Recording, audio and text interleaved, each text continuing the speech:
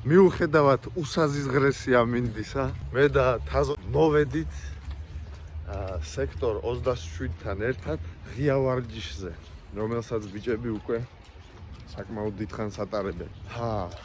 რაღაცით უნდა დავიწყოთ. მიუხედავად იმისა, რომ ფიზიკურ ფორმაში საკმაოდ კარგად ვარ, მაინც გამძლეობა და დიხანიაზე ცოტა სათანადო ყურადღებას ვერ ვაქცევ. ამიტომ ამ ვარჯიშებით იმედი მაქვს, რომ ამას გამოვასწორებ. დავიწყოთ.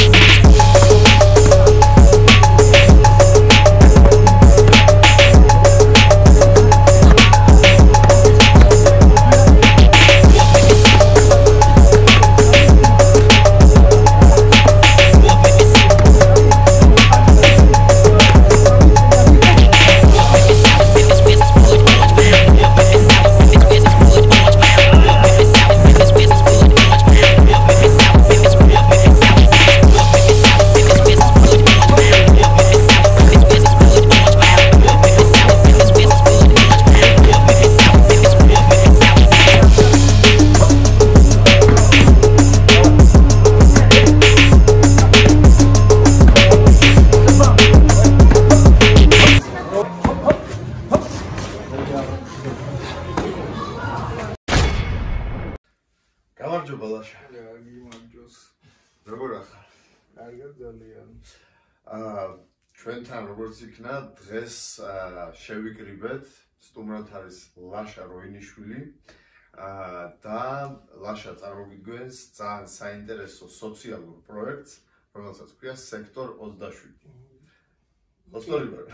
ისტორია სექტორ 27. ლაშა, სანამ ორიოდე სიტყვა გითხარი შენს შესახებ, სანამ უშუალოდ ამ საინტერესო პროექტზე დავილაპარაკე. ანუ მე ვარ როგორც ვიცნობ ლაშა როინიშვილი. მე 1 წელია რა ჩამოვედი საქართველოში, მე ქართველი ვარ, მაგრამ ანუ მთელი ცხოვრება გავატარე რუსეთში. ვიყავი და ვარ პროფესიონალური სპორტსმენი, ეს არის მიმართულება MMA, ანუ ზოგადად გარეშე. და ხშირად გამოვდიოდი ესეთ სახეობებში, შემოდი არის გრეპლინგ და ჯიუ-ჯიტსუ. მაქვს უნაგები რუსეთი გრეპლინგშიც და ჯიუ-ჯიტსუშიც მაქვს უნაგები.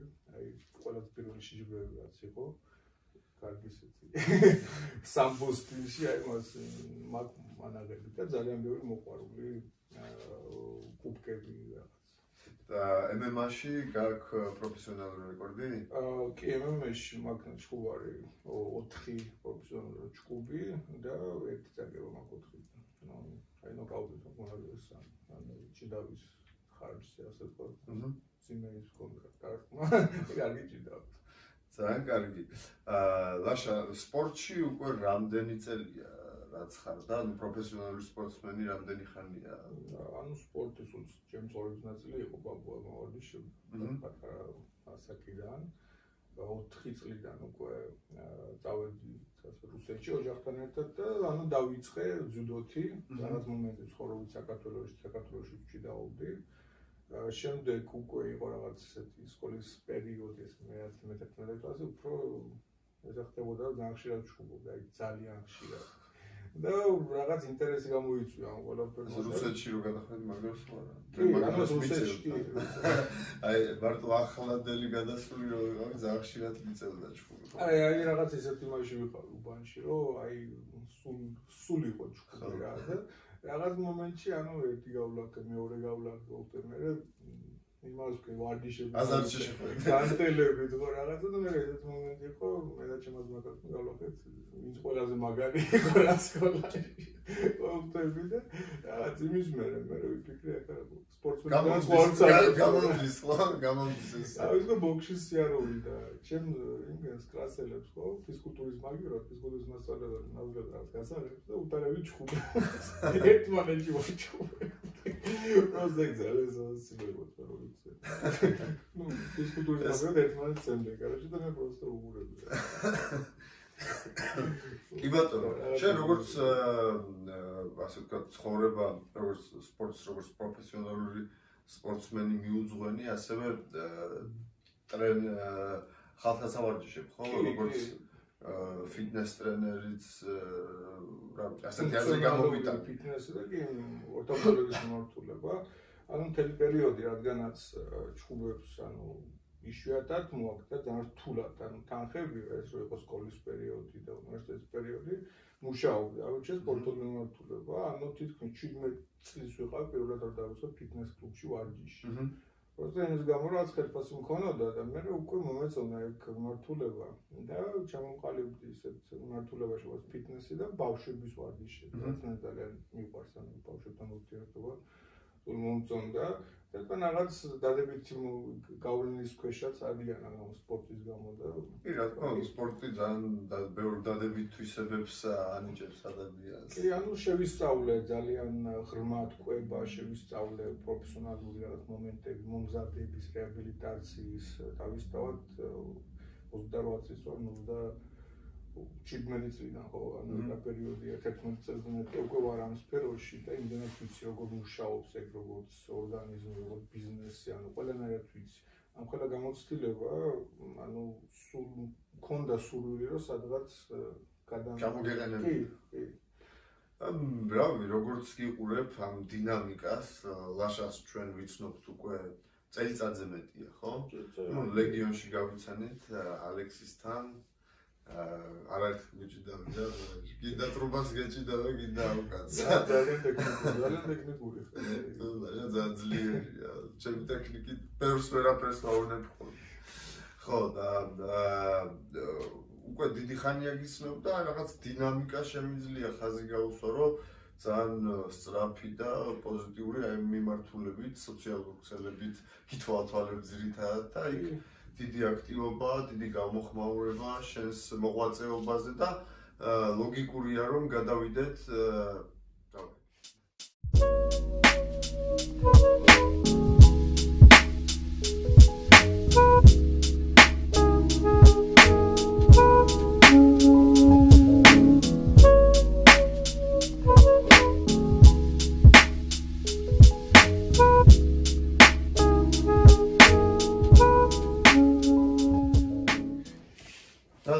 თავისთავად ლოგიკურია რომ გადავიდეთ ამ შესანიშნავ პროექტზე, როგორც აი აზრი რომ მოგწერე თავიდანვე ძალიან მომეწონა, ძალიან მომხიბლა, ძალიან სწორია, ძალიან მიხარია რომ უშუალოდ ასეთი ადამიანი როგორც შენ თავის საქმით ასე ვთქვათ აი მაგ საქმით ცხოვრობ ხო შენ? კი. რომელიც ცხოვრობს, რომელიც პროფესიონალიზმშიც ასე ვთქვათ რაც საქართველოს სამწუხაროა, ბევრი ტრენერის პროფესიონალიზმი და გარეგნობიდან გამომდინარე ცოტა საკითხებს გამოიწვია. და ეს სოციალური პროექტია და უპირველეს ყოვლისა იმას უწევს სამსახურს, რომ სპორტის პოპულარიზაცია მოხდეს და ჯანსაღი ცხოვრების. და რა თავარია უფასოა, ყველასთვის ხელსაწყდომია. კვირაში ერთხელ, ანუ ეს არის პროექტის აზრი, კვირაში ერთხელ ტარდება უფასო ვარჯიში, სადაც მე შევკრიბე 4, აი ბოლოს ყავდა 5 ტრეინერი, რომელთანაც ერთად მე ვავარჯიშებ ნებისმიერ მსურველს. ანუ ვარჯიში არის საათნახევარი, წინასწარ ჩვენ ვაკეთებთ რეკლამას რამადან დროს, ანუ იცის ხალხმა რომ ესეთ რაღაც ჩატარდება და იქ ვავარჯიშებ. ამასთან ერთად ვაკეთებთ ვიდეოროლიკებს სამოტივაციო ვარჯიშებზე და ეხლა უფრო გავუშვით ამ მიმართულებას, რომ გავუკეთოთ სწორი ლამაზი მოტივაცია სპორტ საქართველოში.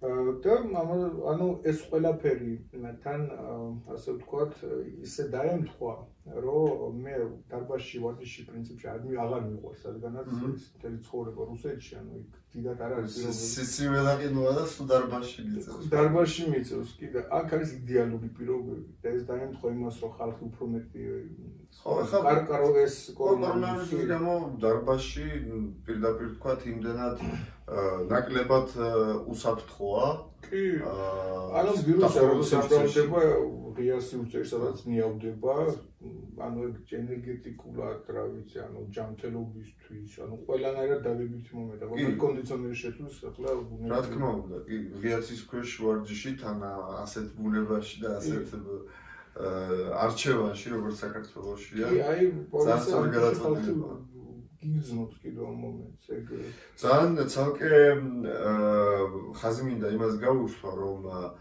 არ მეგონა თუ ესე აიტაცებდა ხალხი ამ იდეას ესეთი პოპულარული თავიდანვე თუ იქნებოდა მე გამიკვირვა პირველი ორჯერ თუ სამჯერ ვერ მივედი მაგრამ ბოლოს მიუხედავად უსაზიზღრესი ამინდისა საკმაოდ ბევრი ერთი 30 კაცამდე იყო უფრო მეტიც იყო ვიდეოში და ჩანს დაითვალეთ ვისაც არ გეზარებათ და იყო როგორც ფუნქციონალური ვარჯიშები ასევე კრივი და დინამიური ვარჯიშები ძირითადად კრივიდან და მე რაც ვივარჯიშე, ორივეზე ვერ გავქაჩე, ფორმა დაკარგული მაქვს, უშუალოდ ეს აფეთქებები და დინამიური მომენტები. აი, ლაპებზე ბევრი ტრენერი იყო და დაეჭირათ.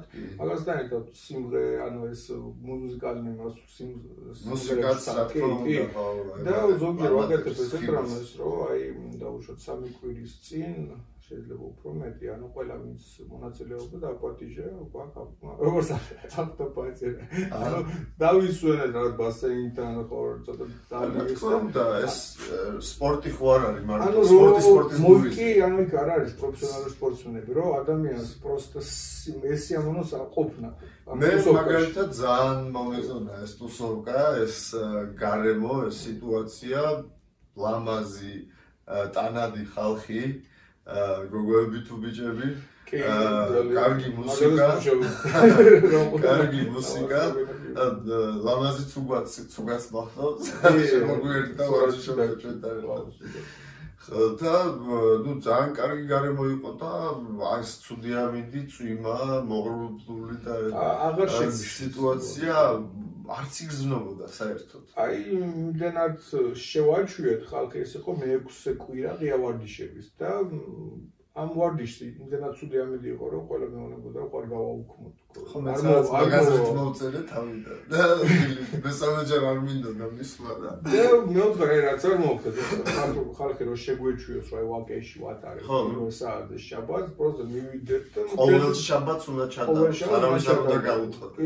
აი რაც არ მოხდეს. იმიტომ რომ შეიძლება ერთ შაბათს ნუ სულ 3 კაცი მოვიდეს, მაგრამ თუ არ იქნება იმ შაბათს რაღაცის გამო აღარ მოვა. პრივიჩკაზე ძლიერ არაფერი რომ ადამიანმა რომ აი გეთანხმები ყველანაირად. კიდე რას მინდა ხაზი გავუსვა, რომ ეს მარტო სპორტსმენების კრება არ არის, ძალიან სხვადასხვა მრავალფეროვანი ხალხია, სხვადასხვა დარგიდან, რავი, დიზაინერები, რეჟისორები, ბიზნესმენები, ნუ ბუღალტრები, სხვადასხვა ნაირ-ნაირფეროვნების ხალხია და მათ აერთიანებთ ერთი რამე ჯანსაღმისადმი და სპორტისადმი სიყვარული. ეს ატმოსფერო მინდა შევქმნა ისეთი, რომ სპორტული ტუსოვკა, რასაც ქვია, რომ საინტერესო იყოს და იქ მოხვედრა ცდილობდეს ადამიანი. რადგანაც არის ერთი მიმართულება, კიდე იქნება რამოდენიმე მიმართულება, მაგრამ ეს ყველაფერი იქნება როგორც გაერთიანებული სექტორ 27-ის ქვეშ. ერთ-ერთ მიმართულებაზე მინდა მე განსაკუთრებული ინტერესით შევეკითხო. ჩვენც დიდი ხანია გვინდა, ჩვენც რავი, აი ასეც ვცადეთ, ისეც ვცადეთ, აქედან დავითვალეთ, იქიდან, მაგრამ ჯერ არ გამოგვივიდა და ძალიან გამიხარდა, რომ გავიგეროთ, თქვენს გეგმებში გაქვთ და წინასწარ გეუბნებით, რომ ყველანაირად ჩამრთეთ, გთხოვთ, მაქსიმალურად ვიდეო ამ პროცესში ვიყავ ჩართული. ბიჭები აწყობენ შეჯიბრებს.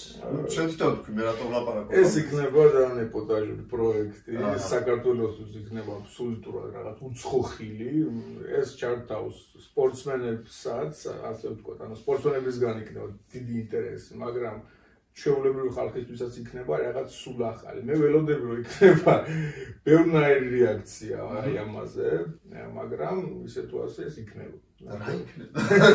ეს იქნება ჩხუბები, თათმანები, თათმანების გარშემო. ბერნაკალ ფაი. ხო, არაერთი პროექტია, რუსულ YouTube სივრცეში, ინგლისურში კიდევ უფრო ადრე. მაგარია. და რაში არის მომენტი, ჩემი გრუპელი, ანუ მოსკოვის უნივერსიტეტის და ჩემი ძმაკაცი, ანუ ერთად მოვდივართ. რაღაც პერიოდი, ანუ ესე მოხდა, რომ არ გქონდათ ურთიერთობა, ანუ არ ვიყავით კავშირზე.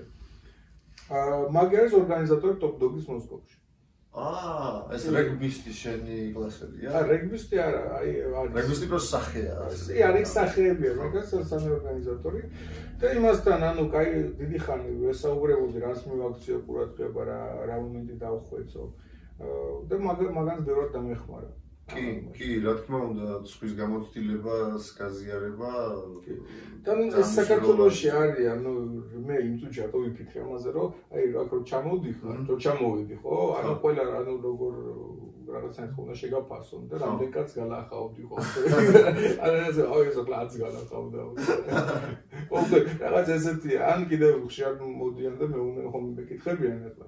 სამბოში გამოდიოდი, შუბაში გამოდიოდი და ეს ყავს რა ის უჩვენი მოგერევა რაღაც ვიღაცა ყველაზე ძლიერი ბიჭი სოფელში და რაღაც ბიძაშვილი კარატისტიო და აი ეს ყველას უშვებენ ჩემთან უჩვენი მოგერევაო ხო და ამას რომ ასე თქვა რაღაც ფორმალური სახე ანუ ცივილიზებული ჩვენ კულტურაში ამას აქ ადგილი რომ ყველას ეჯიბრება ხო ხოხტე ანუ რაღაც ზოგადად ადამიანის ხასიათი აი ჩვენ საქართველოს გვაძლევს იმას კი რა გამონაკლისი კი და კავკასიელები ზოგადად და ყველა ჯერა ეს თავჯდელს და ყველაზე მაგარი დარტყმა ვოქტები და შენიცი რომ სხვანაირად არის და აი ეგ ინტერესი საინტერესო იქნება აი ყველანაირად კვალელში ყოფთ, ყველანაირად კომაგობთ ორი ხელით, ფეხებითაც, ჩემსგან რამენაირი